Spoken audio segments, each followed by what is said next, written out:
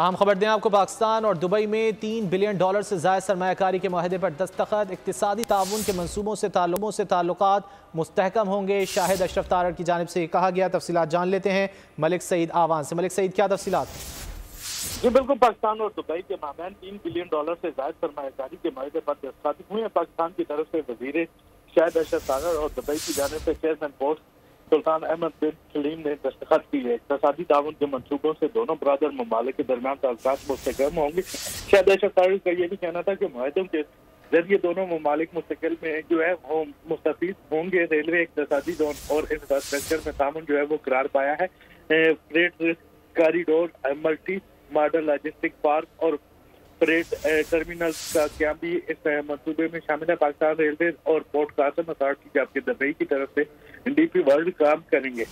मंसूबों की तकमील से कराची में ट्रैफिक में बेहतरी और लॉजिस्टिक अखराजात में कमी आएगी। डीपी वर्ल्ड पाकिस्तान में इक़्तिसादी सरगर्मियों को बढ़ाने के साथ साथ इक़्तिसादी जोन को भी तरक्की देगी। जी बिल्कुल, बहुत शुक्रिया मलिक सईद आवान इन तफसीलात के लिए। सब्सक्राइब करें और बेल दबाएं ताकि कोई खबर रह न जाए।